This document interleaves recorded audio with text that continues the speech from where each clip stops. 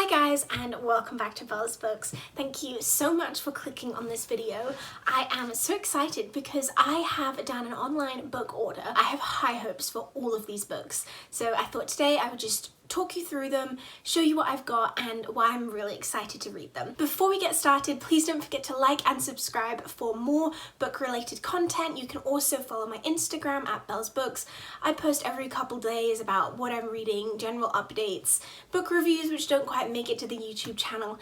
So yeah, do go follow me on there too. So let's click subscribe and get started. So we have a very nice little stack of books here and I thought I would just go through them one by one. Okay, so first up, we have Piranesi by Susanna Clarke, and I am sure you have seen this book everywhere. I mean, I have. So basically, it is the story of Piranesi, and he lives in a house, and he walks around the house apparently, and it's kind of like a labyrinth, and he's trying to kind of create a record of everything that's in the house. But in the blurb, this house is described as being super fantastical and almost otherworldly. So there are like tides, like waves, which kind of go through the hallways, and clouds which move through the giant like halls. And then eventually he begins to see messages, and I guess this is the story of him figuring out who those messages are from and what they mean and so on. So yeah, it sounds absolutely amazing.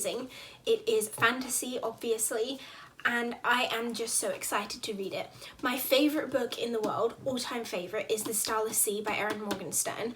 And first of all, she has called this book a gorgeous spellbinding mystery, a treasure washed up upon a forgotten shore waiting to be discovered, which I mean in and of itself is just so exciting. But it does give me the Starless Sea vibes, kind of that labyrinth, opening doors, finding things, discovery. That unraveling was what I loved about The Starless Sea, so I feel like Piranesi is going to end up being one of my favourite books ever as well. So the next book I have is Surrender. So this book won the Alfaguara Prize in Spain, and it is his third novel, and it is a work in translation. I'm not reading it in the original Spanish. It's basically kind of dystopian fiction. It's quite short, if you can see, but yeah, it's dystopian fiction about this kind of war which takes over the world and kind of seems to focus on a certain couple who are enduring the effects of this war, who have lost their children or are looking for their children, and it kind of runs through their experience. Everyone in their area is called to relocate to this transparent city. I love a dystopian fiction novel. I love sci-fi.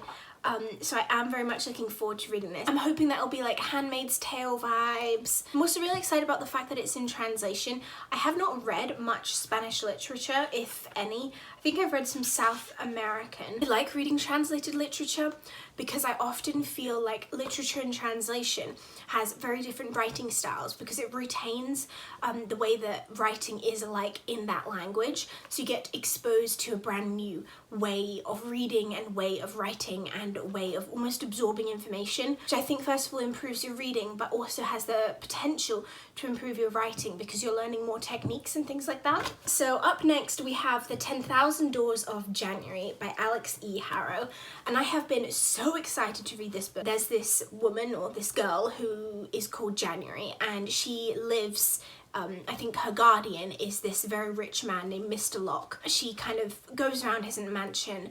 It's full of interesting and exciting objects, and she kind of wanders around there looking for mystery and wondering like what they might be for, I suppose. And then she finds this strange book and it kind of brings her into another world, is the implication in the blurb. So yeah, it's fantasy again. It kind of has the labyrinth mystery, unlocking another world thing going on that Piranesi and The Starless Sea both had. So depending on how it's written, I mean, I'm not familiar with Harrow as an author, but it says it's a national bestseller, so it can't be that badly written. So hopefully I enjoy like the style, because I feel like the plot, the content of the novel would be absolutely up my street. It's described by Christina Henry as a gorgeous aching love letter to stories, storytellers, and the doors they lead us through. Absolutely enchanting. I mean, The Starless Sea, like I just love reading books about books. I love reading books about stories. I love those layers. I love uncovering them, and I love thinking about how everything we read is influenced by something and influences something else. So yeah, I'm looking forward to this. Next up, we have a classic sci-fi, Children of Time by Adrian Tchaikovsky, and it's about kind of the last few humans leave the planet Earth on a spaceship and try and find somewhere where they might be able to live because Earth has been left uninhabitable. And so they go to this like new Eden, but the planet is already occupied and it becomes sort of this nightmarish experience. Hi guys, it is just Isabel from the future dropping in really quickly as I'm editing this to tell you that I've actually started The Children of Time and I am loving it, but you do need to know that there are a lot of spiders. I personally hate spiders, so I'm having to imagine them as octopuses or something, and that helps a lot. But yeah, don't read this if you're really afraid of spiders. Now back to the scheduled programming. And next up we have The Sunken Land Begins to Rise Again by M. John Harrison.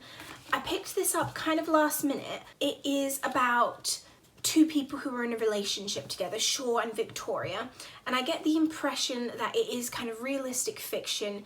Man lives in London, dating a kind of weird woman who I guess is defined by death, and I'm assuming that death is one of the key themes in the novel because I believe the woman in the relationship, her mother recently died, and I think in the blurb, what does it say? Victoria claims to have seen her first corpse at age 14. So I feel like death and closure, or death and some kind of creepiness, will probably be big themes in this book. Not really sure what to expect. I literally saw it on Instagram and just added it to my cart at the last minute. So the last book which I bought is The Windup Chronicle by Haruki Murakami, and I have been so excited to read this book. I've almost been working my way through all of Murakami's novels. Next on my list has been The Windup Chronicle, and people absolutely rave about this book, so I have literally been dying to read it. I think it is many people's favourite Murakami novel, or it's kind of the one they read if they're not going to read everything, do you know what I mean? Like it's the entry point into Murakami, and I believe it's kind of like a detective story, kind of mystery, but also deals with like relationships, and there's just some really beautiful prose in it, which is almost non-specific because that is what all of Murakami's novels do. But yeah, super excited to read that. His books are always so fantastical, almost kind of mythical and magical, that I just know that I will love it. Thank you so much for watching until the end of this book haul. I can't wait to review these books and let you know what I thought of them. Some of my reviews might appear on YouTube for these books. Let me know in the comments if there's a specific one of these that you'd really like me to review. And some of them might appear on Instagram, so do make sure you head to @BellsBooks on Instagram and follow me over there, because I'm always posting, even when I don't have time for YouTube. I mean, not that I don't make time for YouTube, but you know what I mean. So yeah, thank you so much. Don't forget to subscribe and like, and I will see you next week. Bye!